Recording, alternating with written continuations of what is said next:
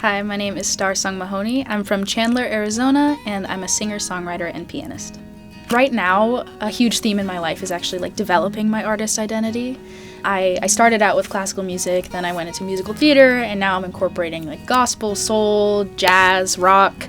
And so sort of figuring out what my voice is going to be has been a big thing I've been thinking about. But I think the things that are always going to be with me as a musician are my classical piano chops are going to bleed into my playing.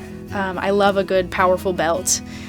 And I'm always going to pour my whole self into whatever I'm creating. I'm a very emotional person, and I try to be unabashedly vulnerable whenever I'm performing or recording something so that listeners and audience members can feel safe to be vulnerable with me, and so I can give people a space to feel their feelings. I think that's always going to be a big part of my artistry.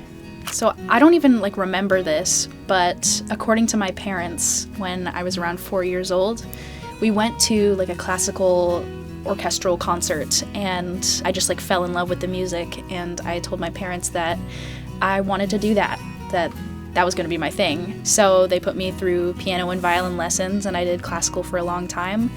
And yeah, just music and I have been siblings ever since. So I've fallen in love with music many, many times. It's I listen to a new song and I just rekindle my love for it all over again.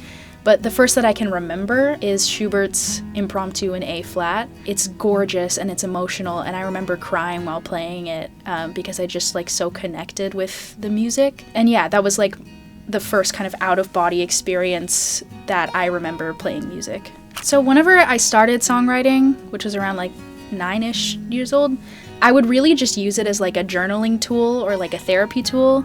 So if I was going through whatever hardship, I would just pour that into my songwriting, and then I'd feel better. And I think a lot of people write that way or think that art needs to come out of a tumultuous and unstable life, but that's not necessarily true. Nowadays, most of my inspiration comes from consuming media, anything from comic books to TV shows to plays to novels, and then also talking to people and getting to know their stories. If you improve your literacy and sort of engage yourself with outside art, and you also engage with other people, you're bound to find inspiration.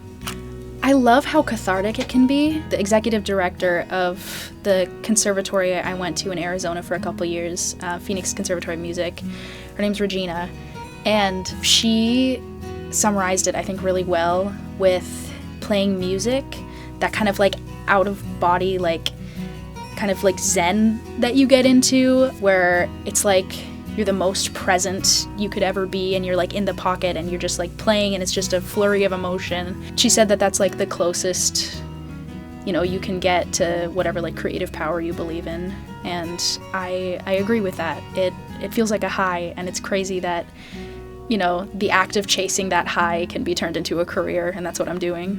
So right now I'm in the very early stages of coming to terms with, as an artist, I need to get comfortable with being perceived. So right now I'm just trying to soak up and learn as much as I can, keep improving, and also start to put myself out there with things like this.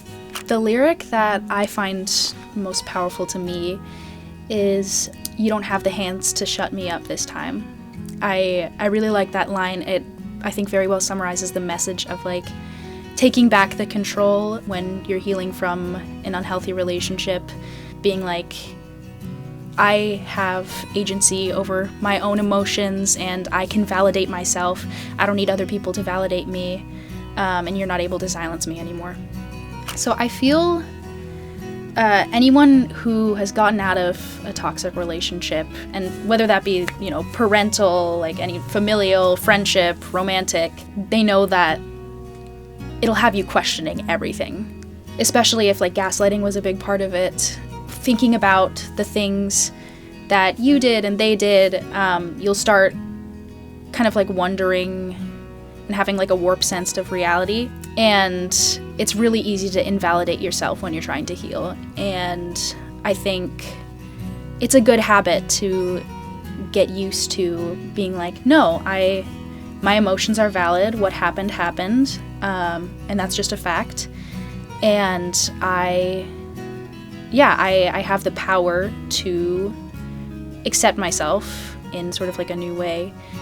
And how that relates to my function as an artist, I want to be able to empower people with my music. And I think messages like this that are like very raw and, very emotionally charged, they allow people to feel with me and, have that kind of message resonate with them more. I am actually in the process of releasing 2 new singles, and the song that you just heard, Do I Have It Right, is going to be featured on my debut EP.